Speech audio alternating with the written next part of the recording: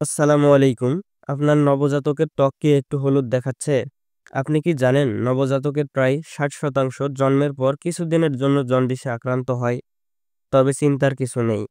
আজকের ভিডিওতে আমরা জানব নবজাতকের জন্ডিস কি, কেন হয়, এর লক্ষণ কি এবং এর চিকিৎসা সম্পর্কে বিস্তারিতভাবে। তাই সম্পূর্ণ ভিডিওটির সাথেই থাকুন। জন্ডিস হলো একটি সাধারণ শরীরবৃত্তীয় অবস্থা যা নবজাতকের রক্তে বিলিরুবিন নামক পদার্থের মাত্রা বেশি হলে দেখা দেয়। বিলিরুবিন হলো এক ধরনের হলুদ রঞ্জক পদার্থ যা লোহিত রক্তকণিকা ভাঙনের ফলে তৈরি হয়। সাধারণত লিভার এটি পরিশোধন করে শরীর থেকে বের করে দেয়।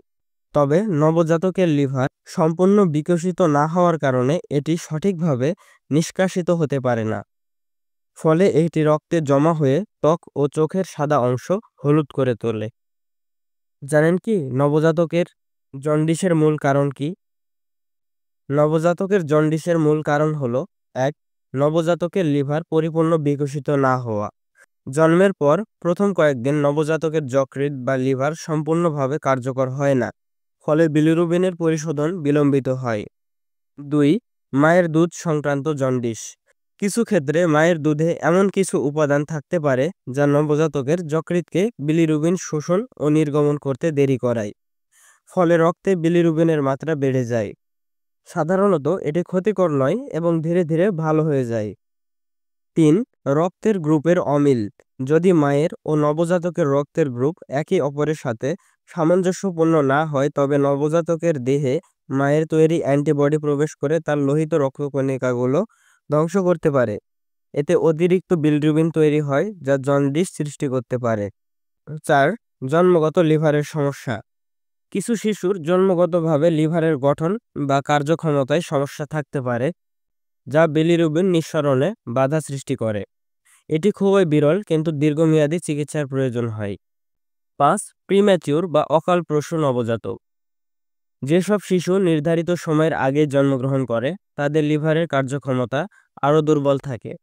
ফলে বিলিরুবিন দ্রুত নিষ্কাশিত হতে পারে না এবং জন্ডিসের ঝুঁকি বেশি থাকে। ৬.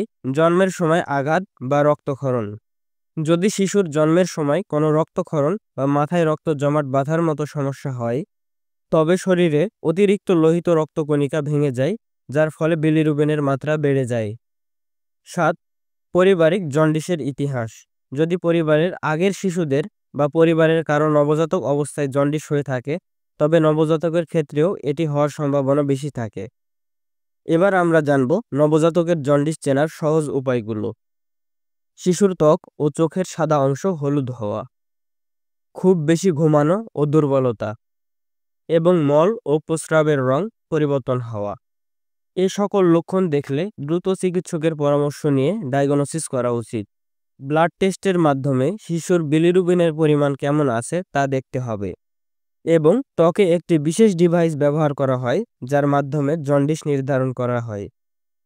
তবে সব জন্ডিস কিন্তু গুরুতর নয়, তবে কিছু কিছু ক্ষেত্রে এটি বিপজ্জনক হতে পারে। যেমন সাধারণ নবজাতক জন্ডিস সাধারণত ২ থেকে ৩ সপ্তাহের মধ্যেই ভালো হয়ে যায়। ব্রেস্ট ফিডিং জন্ডিস বা স্তনপানজনিত জন্ডিস বা পর্যাপ্ত দুধ না পাওয়ার কারণে হতে পারে। এছাড়াও বিলিরুবিন বেশি হলে নিউরোলজিক্যাল ক্ষতি হতে পারে, এটি কিন্তু গুরুতর জন্ডিস। এবার আমরা জানব নবজাতক শিশুর জন্ডিসের চিকিৎসা ও প্রতিকার। শিশুর জন্ডিসের চিকিৎসা নির্ধারণ করে তার বিলিরুবিনের মাত্রার ওপর। প্রথমেই প্রাকৃতিক উপায়ে চেষ্টা করে দেখতে হবে, যেমন শিশুকে বেশি বেশি স্তনপান করানো। এতে কাজ না হলে ফটোথেরাপির মাধ্যমে নীল আলো ব্যবহার করে শিশুর বিলিরুবিন হ্রাস করানো হয়। এতেও না হলে এক্সচেঞ্জ ট্রান্সফিউশন করতে হয়। গুরুতর জন্ডিস হলে রক্ত পরিবর্তন করতে হয়। নবজাতকের বিলিরুবিনের মাত্রা বাড়লে অবিলম্বে চিকিৎসকের কাছে যাওয়া উচিত। শিশুকে পর্যাপ্ত পানি এবং দুধ খাওয়ানো উচিত এবং ডাক্তারের পরামর্শ নিয়ে শিশুকে ১০ থেকে ১৫ মিনিট হালকা রোদে রাখা উচিত। তবে নবজাতকের জন্ডিস প্রতিরোধে কিছু পদক্ষেপ নিতে পারেন। মা ও শিশুর স্বাস্থ্যকর খাদ্য গ্রহণ নিশ্চিত করুন। শিশুকে নিয়মিত বুকের দুধ খাওয়ান। প্রসব পরবর্তী সময় নিয়মিত ডাক্তারের পরামর্শ নিন। জন্ডিস নবজাতকের মধ্যে খুবই সাধারণ একটি বিষয়, তবে সচেতন থাকলে এটি সহজেই নিয়ন্ত্রণ করা সম্ভব। যদি আপনার নবজাতকের জন্ডিস হয়ে থাকে তবে ভয় না পেয়ে দ্রুত ডাক্তারের পরামর্শ নিন। আমাদের ভিডিওটি যদি আপনার জন্য উপকারী মনে হয় তাহলে লাইক, শেয়ার এবং সাবস্ক্রাইব করতে ভুলবেন না। ধন্যবাদ।